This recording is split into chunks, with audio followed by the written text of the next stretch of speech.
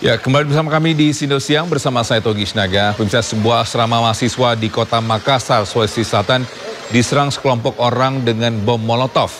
Para pelaku datang menggunakan sepeda motor sebelum mendobrak pintu asrama.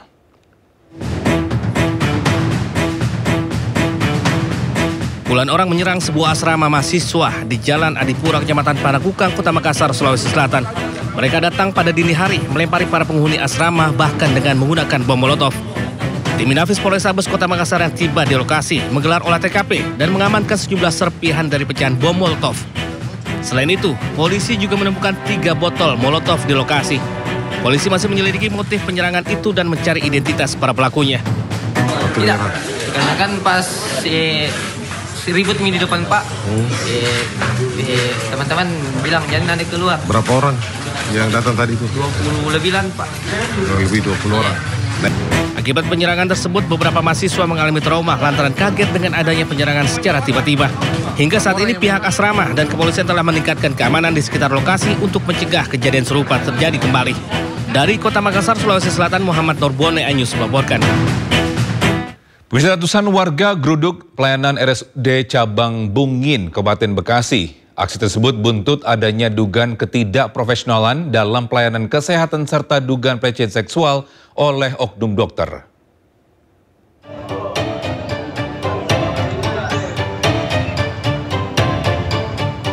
Ratusan warga menggeruduk kantor pelayanan kesehatan RSUD Cabang Bungin, Kabupaten Bekasi, Jawa Barat, Jumat siang. Aksi warga sebagai bentuk protes terhadap pelayanan kesehatan di RSUD tersebut yang dinilai buruk serta buntut dugaan aksi pelecehan yang dilakukan seorang oknum dokter terhadap salah satu pasien. Sambil membentangkan poster, warga turut menuntut Pemkab Bekasi menindaklanjuti tuntutan serta mengevaluasi pelayanan kesehatan hingga mencopot Direktur RSUD Cabang Bungin. Hingga kini pihak Rumah Sakit Umum Daerah Cabang Bungin belum memberikan penjelasan resmi perihal tuntutan warga. Dari Kabupaten Bekasi, Jawa Barat, Ahmad Jofari Lutfi, Anyus melaporkan. Bisa anak tak masuk jalur domisili, ratusan warga Pemulang menggeruduk SMA Negeri 3 Tangerang Selatan, Banten.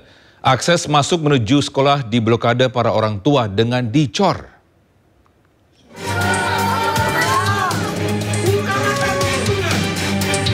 Ratusan warga berorasi dan membawa spanduk tuntutan dan menggeruduk SMA Negeri 3 Tangerang Selatan, Banten.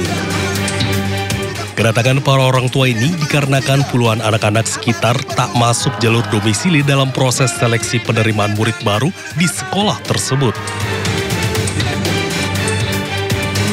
Seluruh akses masuk menuju sekolah pun diblokir para orang tua dengan cara menutup semua portal menggunakan cor-coran.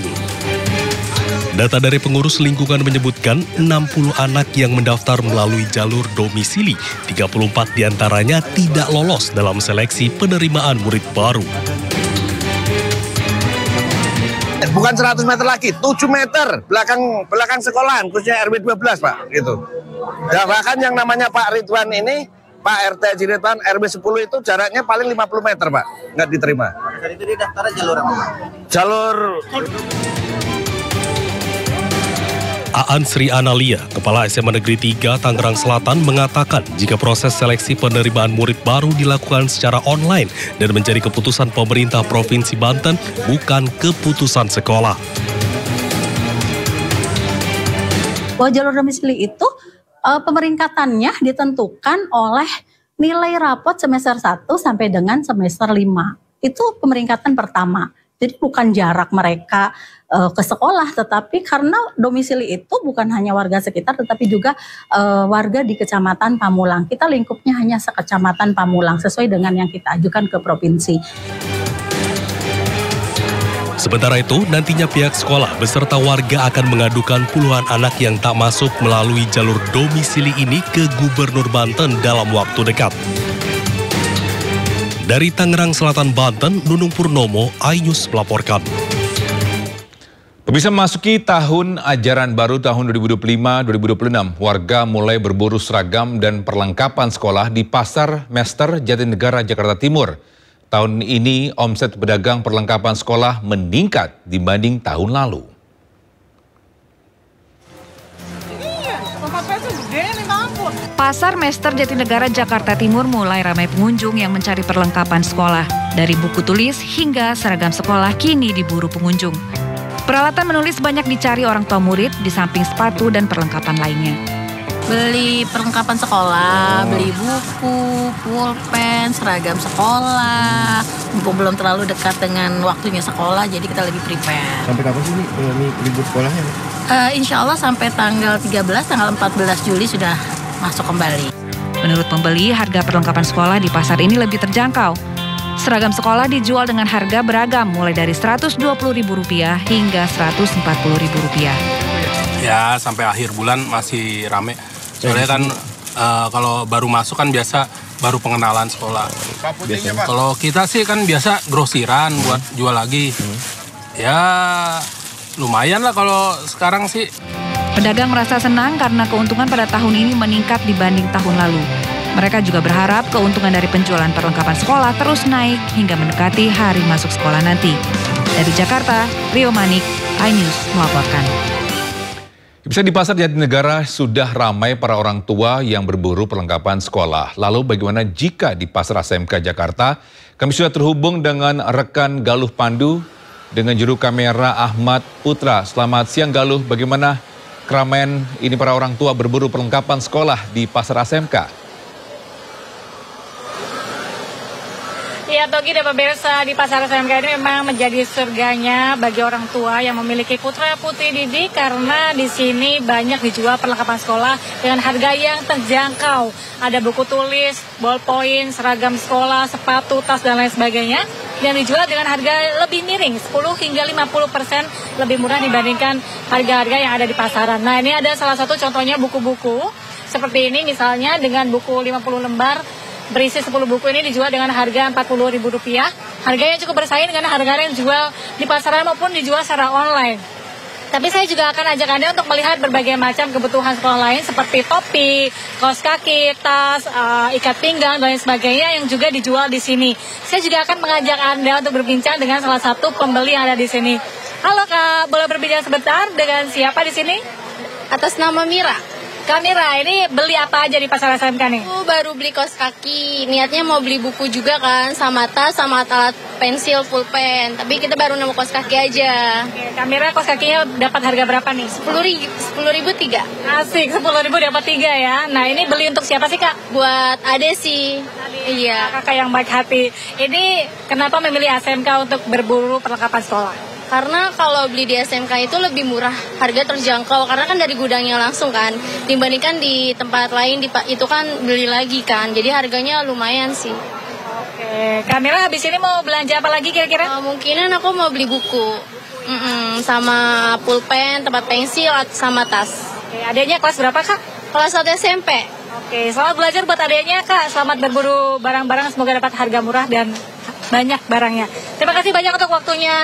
Dan itu tadi pemirsa, pedagang juga merasa senang dengan kehadiran dari warga yang datang berbondong-bondong di sini sejak pagi tadi. Dan sekitar pukul 10 ini semakin ramai, semakin siang. Dan mereka mengatakan bahwa terjadi kenaikan omset penjualan selama sekitar 2 minggu terakhir sekitar 50% dibandingkan harga biasanya. Namun di sisi lain dibandingkan dengan tahun lalu justru para pedagang ini mengalami penurunan omset. Dan meskipun demikian, para pedagang di sini tetap merasakan senang dengan kehadiran warga yang tetap memilih ASMK menjadi salah satu tujuan favorit untuk membeli perlengkapan sekolah. Karena bukan hanya harganya yang murah, namun lokasi yang strategis dan dapat dijangkau dengan kendaraan transportasi umum hanya sekitar 100 meter dari shelter bus Transjakarta Jakarta Kota, dan Anda sudah bisa berburu berbagai macam perlengkapan sekolah yang ada di sini dengan harga sepatu mulai dari Rp100.000 saja, harga tas juga mulai Rp100.000 saja, sehingga tempat ini selalu menjadi favorit warga menjelang kegiatan belajar mengajar di periode belajar mengajar tahun ini, yang tahun ini akan dimulai pada tanggal 14 Juli 2025. Dan Anda juga bisa menggunakan berbagai macam metode pembayaran seperti KRIS, kemudian juga menerima pembayaran berupa KJP, serta kartu debit lainnya ataupun pembayaran secara cash. Demikian Togi, kembali ke Anda. Baik, terima kasih rekan Galuh Pandu dan juru kamera Ahmad Putra atas informasinya, melaporkan langsung dari Pasar ASMK Jakarta. Kita informasi lainnya, bisa seorang pria bertato naga ditangkap warga lantaran terpergok membawa kabur sepeda motor yang terparkir di depan warung kelapa di Tambora, Jakarta Barat, Jumat malam. Ya, warga berkerumun di pos keamanan di Jalan Songsi Tanah Sereal, Tambora, Jakarta Barat. Usai ditangkap, ini seorang pria bertato naga. Ya, pelaku terpergok membawa kabur sebuah sepeda motor. Ya, pelaku pun babak belur menjadi bulan-bulanan warga. Menurut saksi mata, pelaku ketahuan mendorong sepeda motor milik anak buahnya. Sementara itu, pelaku mengaku dirinya nekat mencuri karena butuh biaya untuk istrinya yang sedang hamil. Warga yang tidak percaya dan geram ini kembali menghakimi pelaku saat dibawa masuk ke dalam mobil polisi. Ini pelaku mendekam di balik jeruji besi di Polsek Tambora untuk mempertanggungjawabkan perbuatannya. Kamu udah berapa kali ngelakuin ini? Baru awam, Pak. Anak buah saya didorong sama orang. Ya, terus?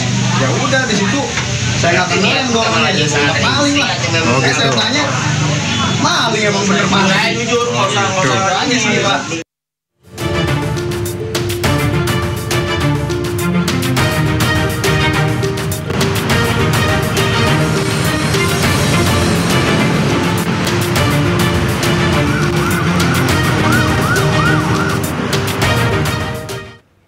Ya, bisa saatnya kita simak pantauan arus lalu lintas siang hari ini dan kami telah terhubung dengan Brigadir Cicia Rangga dari TMC Polri yang kini berada di kawasan Simpang Kalibata, Jakarta Selatan. Selamat siang dengan Brigadir Cicia Rangga. Ini bagaimana pantauan arus lalu lintas dari tempat Anda melapor? Silakan. Baik, terima kasih Pogi. Selamat siang pemirsa, menemani aktivitas Anda di akhir pekan kali ini. Informasi arus lalu lintas terupdate di sekitaran kawasan Kalibata, Jakarta Selatan terpantau dalam keadaan ramai dan lancar dari berbagai arahnya, di mana bisa dilihat di layar kaca Anda pemirsa bahwa kendaraan-kendaraan yang berdatangan dari arah Pasar Minggu ataupun dari arah Depok yang nantinya akan berbelok ke kanan menuju ke arah Kalibata, Dewi Sartika, ataupun juga yang akan lurus menuju ke arah Pancoran dan ke arah Semanggi dan arah Tebet, hingga saat ini mengalami peningkatan jumlah volume arus kendaraan di mana adanya antrian traffic light. Namun kendaraan-kendaraan ini masih melaju dengan kecepatan yang cukup normal. Dan untuk kendaraan dari arah sebaliknya pun hingga saat ini terlihat dalam keadaan ramai dan lancar. Kendaraan-kendaraan yang melintas masih didominasi oleh kendaraan pribadi, baik kendaraan roda 2 tetapi juga kendaraan roda 4. Perlu kami informasikan bagi para pengendara yang berdatangan dari arah Dewi Sartika ataupun dari arah Kalibata, yang nantinya akan keluar menuju ke arah Pasar Minggu ataupun ke arah Depok, juga yang akan mengambil lajur sebelah kanan untuk berbelok ke arah Pancoran dan ke arah Semanggi, untuk tetap menjaga batas laju kecepatan kendaraan Anda, mengingat saat ini sedang dilaksanakan pemakaman di sekitaran kawasan TMP Kalibata, yang mana antisipasi kendaraan yang akan keluar masuk pada sekitaran kawasan TMP sendiri. Dan untuk kendaraan-kendaraan pun yang dari arah Dewi Sartika terpantau dari pantauan kami di lapangan bahwa saat ini sedang terjadi perlambatan kecepatan kendaraan di mana adanya antrian traffic light yang cukup memanjang sekitar 200 hingga 300 meter ke belakang. Namun selepasnya kendaraan ini masih melaju dengan kecepatan yang cukup normal. Kami mengucapkan terima kasih bagi para pengendara yang sudah mematuhi rambu lalu lintas dengan bersabar menunggu antrian traffic light, saling memberikan kesempatan bagi para pengendara lainnya. Dan juga bagi para pengendara yang nantinya akan menghabiskan akhir pekan bersama keluarga, sebelum bepergian pastikan kondisi fisik kendaraan Anda dalam keadaan layak pakai dan juga pengemudi dalam keadaan sehat. Pemirsa, untuk Anda yang ingin mengupdate informasi arus lalu lintas menemani akhir pekan kali ini, kami siap melayani Anda. Pemirsa dapat menghubungi call center kami di 15669 ataupun melalui SMS center di 9119. Demikian Pogi yang dapat kami laporkan langsung dari sekitaran kawasan Kalibata, dan silakan kembali ke Anda di studio. Baik, terima kasih Brigadir Cicia Rangga atas informasinya, melaporkan langsung dari kawasan Simpang Kalibata, Jakarta Selatan. Selamat bertugas kembali dan salam presisi.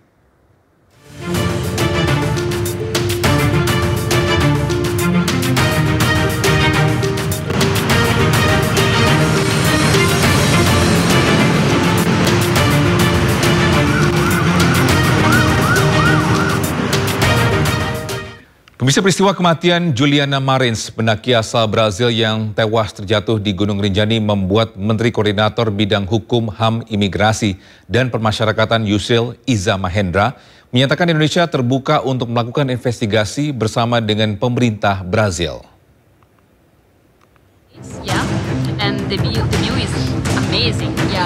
Pemerintah Brazil dikabarkan berencana menggugat Indonesia usai Juliana Marins tewas terjatuh saat mendaki Gunung Rinjani pada 26 Juni lalu.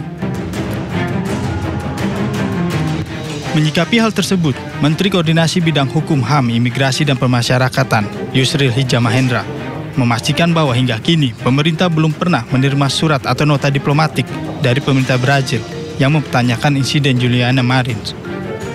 Ia juga menjelaskan, pemerintah Indonesia terbuka jika pemerintah Brazil ingin melakukan investigasi bersama atas insiden jatuhnya Juliana Marins.